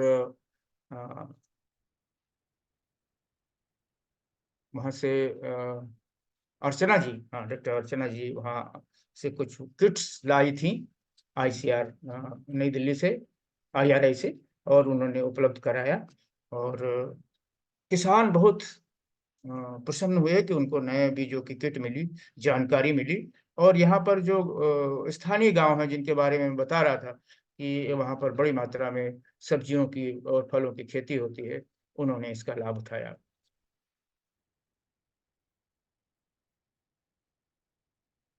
जैसे मैंने बताया कि फ्लोरा फोना के द्वारा अब तक कई इनोवेशन समिट्स का भी आयोजन किया जा चुका है। पहली इनोवेशन समिट 2020 में emerald 9 institute of management and technology के सहयोग से हुई। दूसरी जो इनोवेशन समिट हुई और जिसका फोकल थीम था फार्म टू हेल्थ, यानी खेत से सेहत, ये श्री गुरु राम राय यूनिवर्सिटी देहरादून के सहयोग से हुई, और जिसमें डॉक्टर टी महापात्रा DGICR ने की नोट एड्रेस दिया। उसके पहले वाली जो समिट थी उसमें doctor NK Singh, renowned scientist and director ICR NIPD के, जिन्होंने कि राइस पे बड़ा अच्छा काम किया है, उन्होंने व्याख्यान दिया। 12 फरवरी 2022 को regional food analysis and research centre के सहयोग से पोषण से रोशन नामक फोकल थीम के अंतर्गत इसका ये आयोजन हुआ। ये इन दोनों, यानी कि जो पहले सेकंड नंबर और थर्ड नंबर की जो समिट हुई, ये ऑनलाइन मोड पे हुई, क्योंकि ये कोरोना काल था, फिजिकली एकत्रित होना मुश्किल था, लेकिन हम लोग ऑनलाइन जुड़े। और इसमें डॉक्टर शेखर मांडे, जो कि DGCSIR रहे हैं, उन्होंने कीनोट एड्रेस दिया। Then fourth one was held on 11th of February 2023, and this was organized in collaboration with Fragrance and Flavor Development Center, Kannauj, जिसका की विषय था कृषि से खुशी, और जिसमें डॉक्टर V प्रकाश, फार्मर डायरेक्टर CFTRI, ने कीनोट एड्रेस या इनोवेशन लेक्चर दिया। और हाल ही में फरवरी में 10th of February, this innovation summit was organized in collaboration with Chhatrapati Sahu Ji Maharaj University, Kanpur. Sorry for spelling mistake. Harvest to success was the theme. Fasal se safal. And Dr. DB Narayana, he was the former director of regulatory affairs, Unilever Research, Bangalore. इन्होंने innovation lecture दिया। इस प्रकार से 5 innovation summit अभी तक हुए हैं, और इनके माध्यम से सैकड़ों जो नवाचार में से जुड़े जो एंटरप्रेन्योर्स हैं, किसान हैं और स्टूडेंट्स हैं, उनका उत्साहवर्धन किया गया, और निश्चित रूप से उनको बहुतों को मार्गदर्शन मिला है, जो कि आगे एंटरप्रेन्योरशिप की ओर अग्रसर। आइए चलते हैं कि कुछ विमेन सेल्फ हेल्प ग्रुप की ओर और उनके प्रयास को देखते हैं। जैसे कि ये हमारे साथ यहाँ पर बैठी हुई हैं श्रीमती मनी टंडन, और इन्होंने नेशनल अर्बन लिवलीहुड मिशन के अंतर्गत ये स्थानीय निशादगंज में कुछ ग्रामीण महिलाओं को का एक समूह बना करके और विभिन्न प्रकार के घरेलू उत्पाद बना रही हैं, चाहे वो मल्टीग्रेन आटा हो, चाहे डायबिटिक आटा हो, जैसे ग्लूटेन फ्री, दूसरे कस्टमाइज्ड प्रोडक्ट्स जो कि वो सप्लाई करती हैं ऑर्डर पर, पापड़, मठरी, अचार। इनसे करीब 10 से 12 महिलाओं का समूह जुड़ा हुआ है, और जो कि प्रतिदिन करीब करीब 3 से 4 घंटे इनके साथ आकर के इनके घर पे काम करके, और करीब करीब 300 रुपया प्रतिदिन की आमदनी ये महिलाएं करती हैं, उनको ये सपोर्ट कर रही हैं। और इन्होंने श्री जगदम्बा सेल्फ गृह उद्योग महिला ग्रुप, महिला समूह बना रखा है। उन्होंने अपने प्रोडक्ट्स की जांच भी RFRAC से कराई है, उनसे भी इंटरेक्शन किया है, और सिमैप से भी इन्होंने अगरबत्ती बनाने की ट्रेनिंग की है। तो एक उत्साही महिला है, और इनके प्रोडक्ट्स मैंने खुद जाकर के वहाँ देखा, और बहुत अच्छे प्रोडक्ट्स हैं। आगे चलते हैं। ये वंदना सिंह, ये सुंदरम सेवा संस्थान में कार्यरत है, और एक स्वयंसेवी संस्था है। ये कुछ एग्जाम्पल्स हैं जिन्होंने अपने पैरों पे खड़े होकर के न केवल स्वयं काम कर रही हैं, बल्कि बड़ी मात्रा में, बड़ी संख्या में दूसरी महिलाओं को भी सशक्त बना रही हैं, एम्पावर कर रही हैं। अब तक इन्होंने इनकी संस्था ने करीब 20,000 महिलाओं को स्वयं सहायता समूह से जोड़ा है। और तमाम प्रकार की जो परियोजनाएं हैं नाबार्ड से जुड़ करके वो किसानों की आय दुगनी करने के संदर्भ में नवीन तकनीक अपनाकर खेती करने के लिए Indo Israel excellence centre, Umarda Kannauj और कई और दूसरे जगहों से टेक्नोलॉजी और प्रशिक्षण लेकर के काम करने का कोशिश की है। वर्तमान में नाबार्ड द्वारा स्वीकृत परियोजना के अंतर्गत किन्नर समाज के लोगों को भी स्वयं सहायता समूह बनाकर उन्हें बैंक से जोड़कर नियमित बचत करने का काम कर रही हैं। सिमैप से धूप बत्ती व अगरबत्ती बनाने का भी काम लिया है, प्रशिक्षण लिया है और वो आगे बढ़ने की कोशिश कर रही हैं और उनके उनके इस स्वयंसेवी संस्था को पुरस्कृत भी किया जा चुका है, जैसा कि उन्होंने मुझे बताया। ये एक प्रगतिशील किसान है और बाराबंकी स्थित देवा के पास गया प्रसाद जी, आप देख सकते हैं कि ये कैंसर से पीड़ित रह चुके हैं, लेकिन ये पौधों के साथ में रहकर और खेती किसानी से इन्हें एक नया जीवन प्राप्त हुआ है और आज ये खेती किसानी से जुड़ करके न केवल अपनी आय में वृद्धि कर रहे हैं, बल्कि इनके अनुसार प्रतिदिन इनके फार्म पे 10 से 15 लोग वर्ष भर काम करते हैं और सीजन में बड़ी मात्रा में भी लोग जुड़े रहते हैं विभिन्न प्रकार के कृषि कार्यों के लिए। अब ये अपने खेत पर 1000 पौधों से शुरू होकर के अब इनके पास 5000 से अधिक पौधे हैं और इसके जो ये लाल रंग का फल देख रहे हैं ड्रैगन फ्रूट, इसकी विशेष प्रकार से खेती कर रहे हैं। उसके बाद इन्होंने अभी ब्लैक पोटैटो की भी खेती किया और अच्छा लाभ कमाया। और सब्जियों का उत्पादन तो ये करते ही है। अभी हाल ही में इन्होंने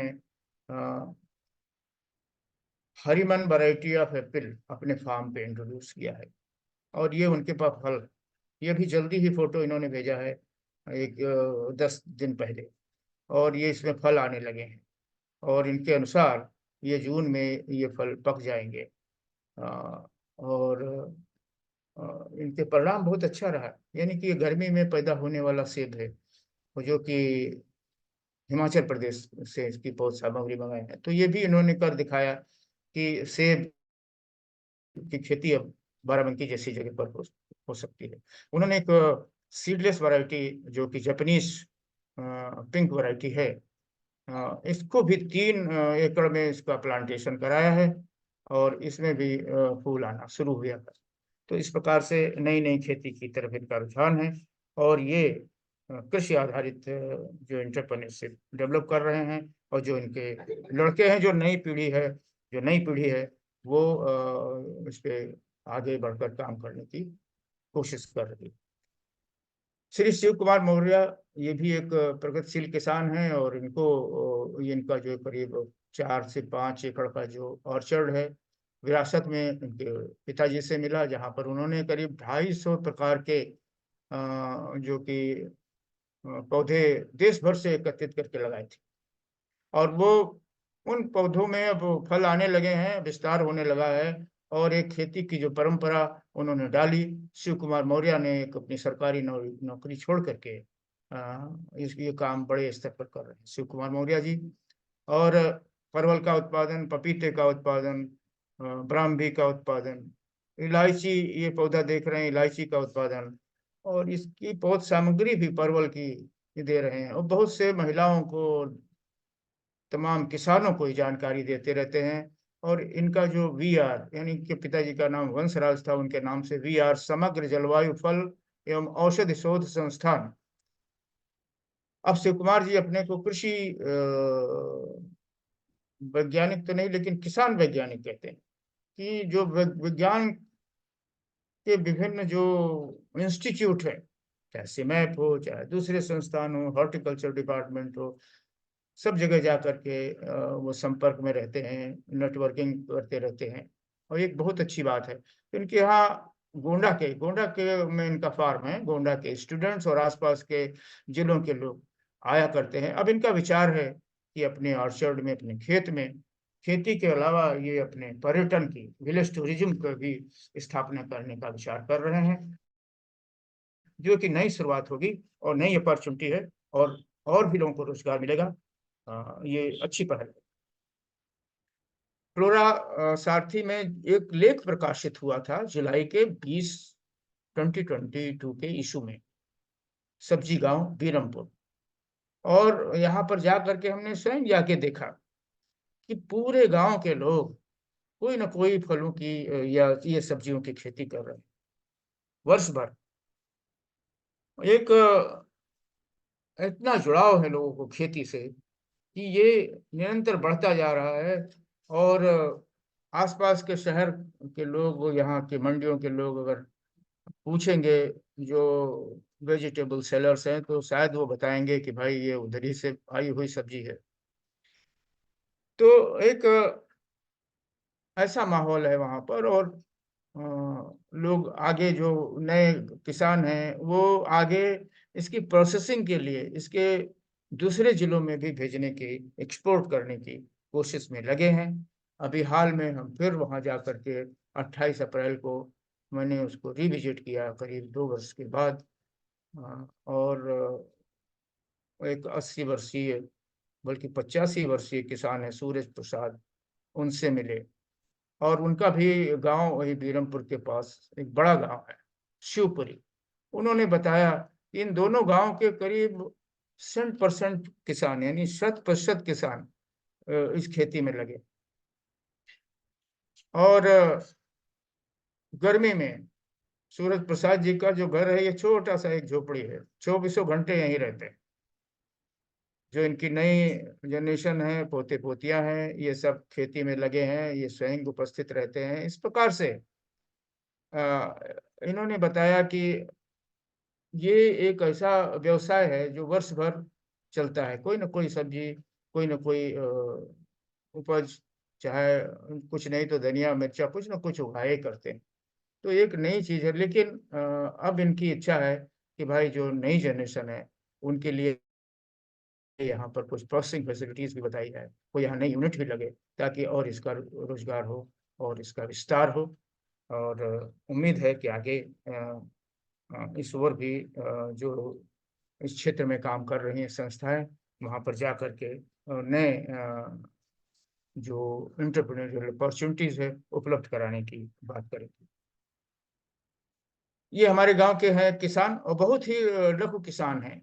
इनके पास 3-4 बीघा खेत है, और एक उसी छोटे खेत में गुलाब भी पैदा कर रहे हैं, और अपने परिवार का भरण पोषण करते हैं।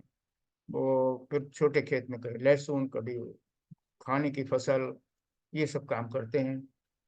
इनका नाम है मिस्टर विनोद कुमार।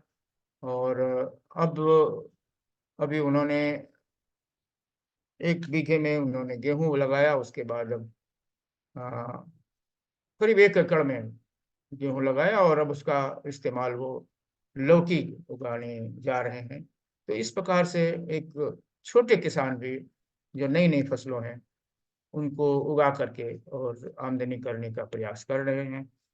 इनका प्रयास है कि इन गुलाब के फूलों से गुलाब जल बनाएं, गुलकंद बनाएं, क्योंकि कभी कभी मार्केट में नहीं जा पाने के कारण इनके फूलों का नुकसान हो जाता है। तो ये कम से कम उनसे अपने घर बैठे कुछ काम इस पे और कर सकें, इनकी कोशिश है।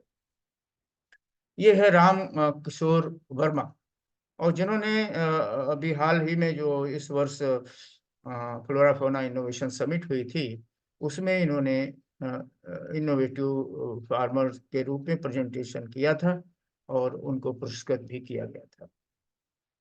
वो मंड्यूक परनी के बड़े किसान हैं, और मंड्यूक परनी के करीब 5 एकड़ की में खेती करते हैं वर्ष भर।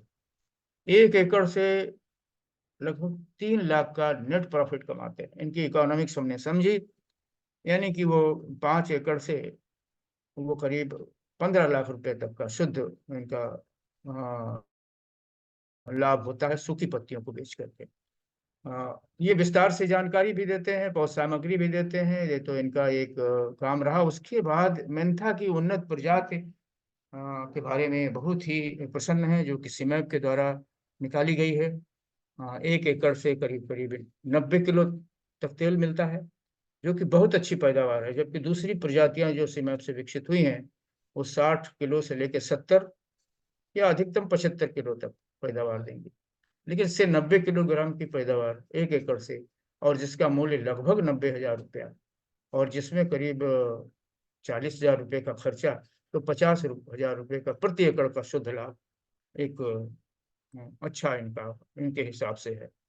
और इसको वो रोटेट करते हैं, मेंथा को धान और उससे आलू और मेंथा से। इनके पास यूनिट भी है। कुछ इन्होंने कोशिश की है ड्रैगन फ्रूट को भी इंट्रोड्यूस करने की। तो एक अच्छे किसान हैं और अच्छी खेती कर रहे हैं। समय समय पर ये वैज्ञानिक संस्थाओं में और सीमैप में जाके प्रशिक्षण भी लेते रहते हैं, और फ्लोरा फौना साइंस फाउंडेशन से भी इंटरेक्ट करते रहते हैं। अब मैं कुछ इम्पोर्टेंट सजेशंस देना चाहूँगा, और ये सामान्य सजेशंस हैं, सभी के लिए हैं, कि जो भी आप गांव में उद्यम लगाने की सोचे या कोई भी बिजनेस एरिया हो, वो अपने चॉइस के अनुसार करें, मांग के अनुसार उसका सिलेक्शन करें। उसके बारे में, जैसे कि रॉ मटेरियल कहाँ उपलब्ध होगा, कैसे पैदा होगा, उसकी टेक्नोलॉजी कहाँ है, उसकी मार्केट कहाँ मिलेगी, इसके बारे में जानकारी जरूर प्राप्त करें। ट्रेनिंग लेने की कोशिश करें, और जो भी संबंधित संस्थान है, आप प्रशिक्षण प्राप्त करें, स्किल डेवलपमेंट करें अपना, तब आगे बढ़ें। गवर्नमेंट की जो स्कीम्स अवेलेबल हैं, जो कि खास तौर पे सेल्फ हेल्प ग्रुप के लिए हैं, चाहे दीनदयाल उपाध्याय अंत्योदय योजना, TNRLM। NRLM का मतलब है नेशनल रूरल लिवलीहुड मिशन, और NULM मतलब नेशनल अर्बन लिवलीहुड मिशन। ये रूरल डेवलपमेंट डिपार्टमेंट के अंतर्गत जो परियोजना है या स्कीम्स है, वो चलाई जाती हैं। और गवर्नमेंट का जो ई-मार्केटिंग यानी जेम पोर्टल है, उसको भी, उसकी हेल्प लें मार्केटिंग के लिए। तो इससे उनको सुविधा होगी, ट्रेनिंग के लिए भी, जानकारी भी मिलेगी। क्वालिटी कंट्रोल का ध्यान रखें। अपने प्रोडक्ट्स जो बनाएं, उनका विधिवत क्वालिटी परीक्षण करके उसकी ठीक से लेबलिंग करें, और जो भी सर्टिफिकेशन की जरूरत है उसको लें, तभी प्रोडक्ट बाजार में उतारें। और नेटवर्किंग और कोलेबोरेशन पर ज़्यादा ध्यान दें, चाहे वो एक्सपर्ट्स के साथ में नेटवर्किंग करें, चाहे संस्थानों के साथ में, नॉलेज पार्टनर के साथ में, इंस्टीट्यूशंस के साथ में, ताकि उनका जो काम है उसको, उसमें जो नए जानकारी है उसका समावेश करते हैं। यदि हम कंक्लूड करें, तो ये सत्य है कि progress of the country lies in the progress of its villages. इन गांव में तमाम पॉसिबिलिटीज एग्जिस्ट करती हैं, जो कि उद्यमिता के विकास के लिए इनको एक्सप्लोर किया जा सकता है थ्रू टेक्नोलॉजी इंटरवेंशन और sustainable utilisation of available resources.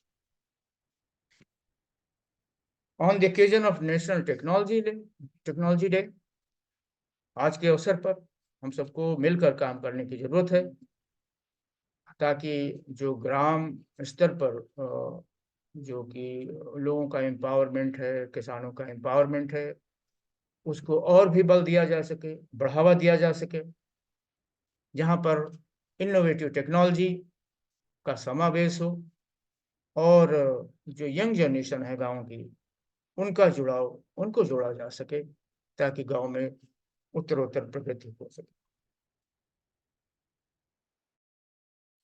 मैं एक्नॉलेजमेंट देना चाहता हूँ CSIR सीमैप को, वहाँ के निदेशक को, और विशेष तौर से डॉक्टर संजय कुमार को और डॉक्टर रमेश कुमार श्रीवास्तव को, जिनसे कि हमने कुछ लेटेस्ट इंफॉर्मेशन एरोमा मिशन से संबंधित और अगरबत्ती टेक्नोलॉजी से संबंधित प्राप्त की है।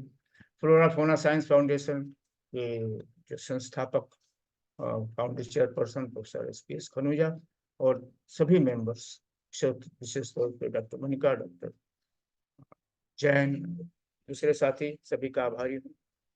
नॉलेज पार्टनर्स एंड कोलैबोरेटर्स जो भी फ्लोरा फाउना साइंस फाउंडेशन से जुड़े हैं और जिनसे समय समय पर हमें सहयोग मिलता रहा है, और जितने भी किसान जिनके हमने सक्सेस स्टोरीज हमने यहाँ पर साझा की है, सभी के हम बधाई के पात्र हैं, जिन्होंने हमें फीडबैक प्रदान किया है, और सभी कोलीग्स और फ्रेंड्स, सभी को मैं धन्यवाद देता हूँ। अगर आप अधिक जानकारी चाहते हैं, चाहे किसी संस्था से जुड़ी हो, चाहे हमारे नॉलेज पार्टनर से किसी टेक्नोलॉजी की या जरूरत हो है, या कोई प्लांटिंग मटेरियल या किसी भी प्रकार के प्रशिक्षण की आवश्यकता है, तो आप जरूर संपर्क करें। और इसी के साथ में मैं अपनी बात समाप्त करता हूँ। बहुत बहुत धन्यवाद। नमस्कार। Thank you so much, sir, for such an interesting talk. और मुझे उम्मीद जो भी इस लेक्चर्स को आज जिसने भी सुना होगा, चाहे whether he's a farmer or an entrepreneur or a budding entrepreneur for that matter, you must have visualized it as a future, how the future dynamics would be and what's in the market and how to contemplate the market. So thank you so much, sir. Thank you. So before I proceed, I want to take two questions which are there in the mail. जी।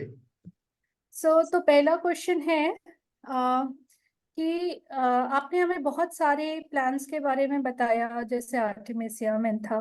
कोई ऐसा नया plant आप suggest करेंगे जो कि market में है, और मार्केट की स्टडी कैसे की जाए? I think he is trying to ask whether how to explore, हाँ, कि कौन सा plant is in demand, so how to go for it. I would request Khanuja sir to also, जी, this would be more of a discussion rather than one demand. So देखिए, औषधीय सघन पौधों में, मेडिसिन एरोमेटिक प्लांट्स में, तो जिन पौधों की डिमांड है वो आपके सामने विशेष तौर से बताना चाहूंगा। Mentha is one, lemon grass, palmarosa, ठीक है, और सिट्रोनेला। मेडिसिनल प्लांट्स में कालमेघ। लेकिन डिपेंड करता है कि आप कहाँ पर खेती करना चाहते हैं, किस स्थान पर आप अपनी खेती की सोच रहे हैं। तो इसके लिए मैंने आपको बताया कि ये जानकारी आपको कहाँ पर कल्टीवेशन करना है, आपकी सॉइल कैसी है, वहाँ की क्लाइमेटिक कंडीशन कैसी है, और अगर आप चाहें तो सीमैप से लिख करके पूछ सकते हैं, या हमें आप लिख सकते हैं, तो हम आपकी पूरी मदद करेंगे और पौधे का चुनाव करने में मदद करेंगे। ठीक है? okay. Thank you, sir. So if you want to intervene, please. So we cannot hear you. Your mic is on mute, sir. Okay. जब हम बात करते हैं कि चयन करना है फसल का जो कि लाभान्वित कर सके आपको, we want to select new crops. I would say that while Dr. Singh has given you a wonderful profile of the plants that have been giving benefits, doctor Singh ने जो अभी व्याख्यान दिया उसमें उन्होंने कई फसलों के बारे में बताया कि उनसे कैसे लाभ लाखों में हो सका प्रति एकड़। लेकिन आज समय ऐसा आ चुका है जिसमें क्लाइमेट चेंज एक बहुत बड़ा इशू बन गया है, एक बहुत बड़ी समस्या बन गई है कि आपको समझ में ही नहीं आता कि कब मौसम एक पलटी ले लेगा। आज ही देखिए, आज अगर लखनऊ में हम देखें तो आंधी का माहौल बन गया, फिर एकदम से 40 या 45 डिग्री टेम्परेचर आ जाता है, फिर 30 डिग्री आ जाता है। अब जो फसलों का चयन है वो ना केवल लाभ के आधार पर होना चाहिए, बल्कि हमें ये भी देखना चाहिए कि जो ये हमारे वातावरण में बदलाव आ रहा है, जो हमारे सीजन हैं वो खिसक रहे हैं, तो अगर हम फसल लगाएं तो ये छोटे मोटे जो बदलाव आते हैं वो उनको प्रभावित ना करें। तो जो तरीका आगे का होगा वो होगा इंटीग्रेटेड फार्मिंग का, ना कि केवल एक फसल के चयन करके उस पे चलने का। और उसमें भी इंटीग्रेटेड में भी केवल पौधों तक हम सीमित ना रहें, हम उसमें आगे जैसे फिशरीज है उसका भी, जहाँ पे वाटर बॉडीज है वहाँ फिशरीज का भी कर सकते हैं। जहाँ पोल्ट्री हो सकता है वहाँ पोल्ट्री भी कर सकते हैं, जहाँ शहद की मक्खी का हो सकता है वहाँ बी कीपिंग कर सकते हैं, जहाँ पर आप चाहते हैं कि आपके पास कुछ ऐसी जगह बची हुई है जिसका उपयोग वैसे तो नहीं हो रहा, सिर्फ आप कचरा ही रख रहे हैं, उसकी बजाय आप मशरूम उगा सकते हैं। तो इस तरीके से जिन पौधों को हम फसलें कहते हैं वो हायर प्लांट्स होते हैं, और कुछ लोअर प्लांट जैसे मैंने बताया आपको मशरूम है या पॉन्ड्स में एल्गी है, इस तरीके की चीज़ों का भी अब संभावनाएं अधिक से अधिक होती चली जा रही है। तो इंटीग्रेटेड फार्मिंग अप्रोच में अगर हम चलेंगे तो नुकसान से बच पाएंगे, एक चीज में नुकसान होगा दूसरी में फायदा भी होगा। और डॉक्टर सिंह ने एक जो मॉडल बताया था अभी, दो किसानों का, एक मिस्टर शिव कुमार मौर्य हैं और गया प्रसाद जो हमारे से बहुत पुराने टाइम से जुड़े हुए हैं, पहले सीमैप से भी और फ्लोरा फौना साइंस फाउंडेशन से भी। इन लोगों का काम करने का तरीका ही यही है कि एक फसल पे पूरा आधारित ना होकर कुछ ऐसी चार पांच आयाम ले लिए जाए, ताकि एक से अगर नुकसान हो दूसरे से फायदा हो जाए। क्योंकि जैसे हम देखते हैं ड्राई क्लाइमेट के लिए जो फसलें हैं वो अगर आपको पानी की कमी हो गई तो वो लाभ दे देंगी, और कुछ जैसे वेटिवर या सेंटेला की बात हुई तो जहाँ पानी ज़्यादा हो जाए तो वहाँ पे भी वो उगी रहेगी, पानी भरने पर भी उगी रहेगी। इस तरीके से इनको मिली जुली फसलें बनाकर, और ना केवल पौधों तक सीमित रहकर, या जो हायर प्लांट्स है जो आपको दिखाई देने वाले पौधे हैं, आप दूसरे पौधों पर भी जा सकते हैं, और बी कीपिंग एक बड़ी अच्छी ऑप्शन होगी जहाँ जहाँ भी फ्लावरिंग होती है। तो इसकी सलाह के लिए अगर आप कोई प्लानिंग करना चाहते हैं कि इसको कैसे किया जाए, तो आप फ्लोरा फोना साइंस फाउंडेशन को बिल्कुल संपर्क कर सकते हैं। हम लोग आपके गांव तक में भी आकर आपको समझा पाएंगे। Thank you so much, sir. Actually, the next question was this only, which you already addressed, कि अगर कोई मेरे पास लैंड है, जमीन है, मैं यूपी का किसान हूँ, मेरे पास एक जमीन है, मैं अभी प्लान नहीं कर पा रहा हूँ कि उसको कैसे स्ट्रक्चर करूँ बेसिकली, तो इसके बारे में मैं कैसे जानकारी लूँ, फ्लोरा फौना से कैसे संपर्क कर सकते हैं, या हमने कोई ऐसा मॉडल तैयार किया है जो उनके काम आ सके जो कहीं है? So you've already answered this question. They can connect with us directly on our email, and every ji detail is on the website. So हाँ, I'll post it again. वो अपना विस्तार से लिख करके और हम्म, फ्लोरा फौना से संपर्क कर सकते हैं, कहाँ पर जगह है, कहाँ के किसान हैं और जी, कितनी जमीन है, तो उनको जरूर सुझाव दिया जाएगा। Thank you so much. मैं एक बार और पोस्ट कर दूंगी सारे डिटेल्स फेसबुक पोस्ट पे। और लास्ट हमारा क्वेश्चन था कि जो गवर्नमेंट स्कीम्स हमने डिस्कस की अभी एक आध, so will these schemes would be discussed in details in any other coming lectures? So yes, we are planning to do that. If I take the liberty of answering this, we are planning one session on all these schemes and how they can benefit you.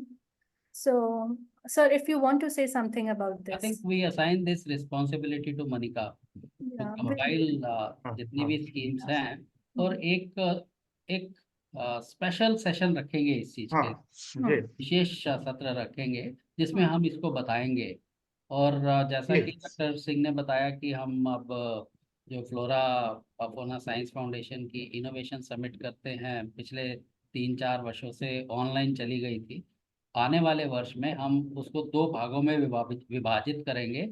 एक दिन हम field में रखेंगे जो कि किसी गांव में होगा, उसमें हमें डिजिटल या उसकी परेशानी से कुछ नहीं लेना देना होगा, और एक डिजिटल रखेंगे जिसमें स्टूडेंट्स या जो भी किसान या जो लोग डिजिटली जुड़ना चाहते हैं वो भी कर सकेंगे।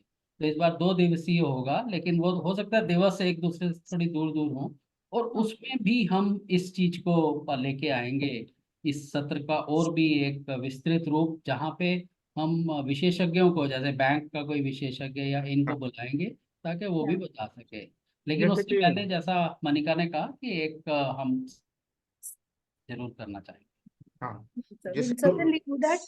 और हम ये आपके आई साथ थिंक कर doctor Singh wants to say something. जी या जी, आपने जैसे बताया ना डॉक्टर साहब के जो हमारे विशेषज्ञ हैं, रूरल डेवलपमेंट डिपार्टमेंट के हैं, हॉर्टिकल्चर के हैं, एग्रीकल्चर के हैं, तो इनके पास सारी स्कीम्स का ब्यौरा है। और जो लिवलीहुड मिशन से या संबंधित लोग हैं ये विशेष प्रकार की जानकारी दे सकते हैं। इनके पास बहुत सी स्कीम्स है, और नाबार्ड खास तौर से फंडिंग सपोर्ट के लिए। Yes, sir. तो एक अवेयरनेस इवेंट ही कर देंगे, Yes. Yeah, जी yeah. मतलब We'll एक do कैंप that. लगाएंगे कहीं पे आसपास में जहाँ पे हाँ. बाकी लोग भी आ सकते हैं। Yes. जी बिल्कुल। We'll discuss all the schemes of government. We'll discuss ENAM portal and everything. हाँ जी Encompass everything in that. So stay tuned. हम future में इसको करते हैं. Thank you for your suggestion. And now I'll wrap up. These were the questions. I'll pass on the mic to Sir. Kanuja sir, please. It'll be our honor to close. If you can close this session with your words. Thank you, sir. Sir, please. Thank you Manika. Doctor Singh, आपका बहुत बहुत धन्यवाद। So many thanks to you for taking us on a wonderful journey today. It was a technology journey, प्रौद्योगिकी यात्रा। प्रौद्योगिकी दिवस पर प्रौद्योगिकी यात्रा आपने हमें करवाई। शुरुआत करते हुए 1993 से लेकर आज 2024 तक आप लेकर आए, और किस किस तरह से विज्ञान ने मुस्कान लाई है लोगों को आपने बताया, और किस तरीके से प्रौद्योगिकी एक परिवर्तन ला देती है, एक ट्रांसफॉर्मेशन ला देती है सोसाइटी में। जहाँ एक तरफ कोई व्यक्ति सोच रहा होता है कि आगे क्या काम करें, उसको कई आयाम और कई तरीके मिल जाते हैं कि आगे बढ़ा जा सकता है। और वो जो उदाहरण आपने दिए जिसमें किसानों ने अपनी सोच के साथ और संस्थाओं से प्रौद्योगिकी लेकर फिर उसको अपने तरीके से इंडिजिनाइज करके उसका उपयोग किया, वो ऐसे मॉडल बन गए हैं कि जहां हम जो अभी पिछला भी प्रश्न हुआ था उसके लिए भी लोगों को इन लोगों से जोड़ देंगे ताकि ये जाकर देख सके कि वो कैसे कर रहे हैं। और ये हमारे किसान जो कि इनोवेशन समिट से जुड़े हुए हैं, ये हमेशा तत्पर हैं दूसरों की सहायता करने के लिए, और डॉक्टर सिंह के थ्रू हम ये भी कर सकते हैं।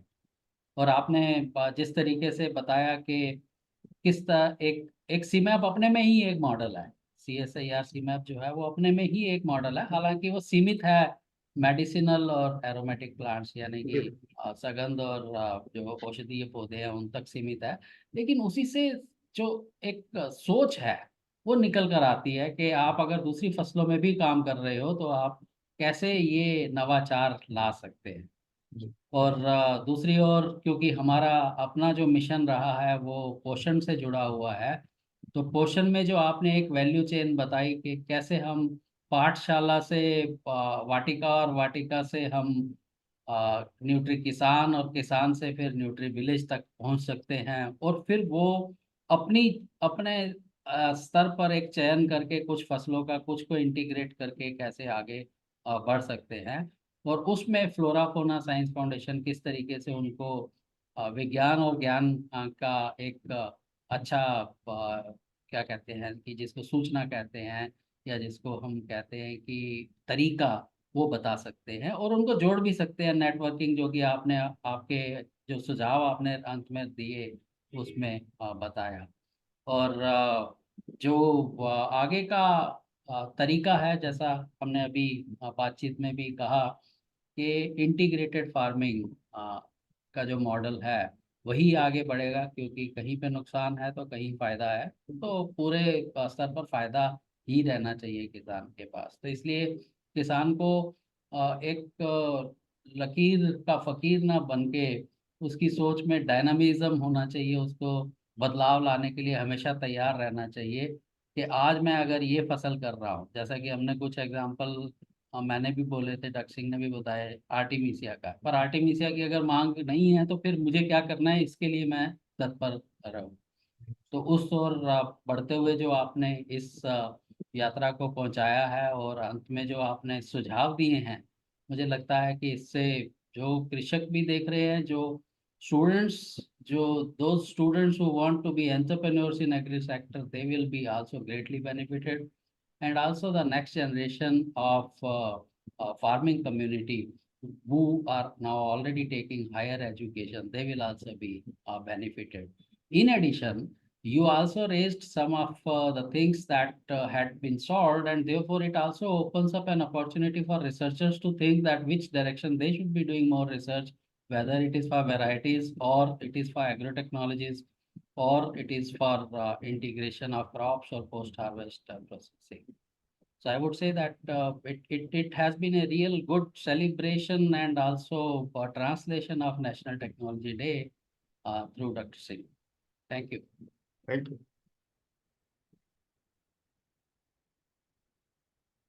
Thank you so much, sir. With this, we close our today's session and we'll be, yeah. With this, we close our today's session. Thank you so much, sir. Thank you, sir, for such an invigorating talk. And Thank we'll you. meet you next month. Maybe the topics we discussed and more, of course. Thank you all. Thank you so much. Thank you. Thank you. Thank you.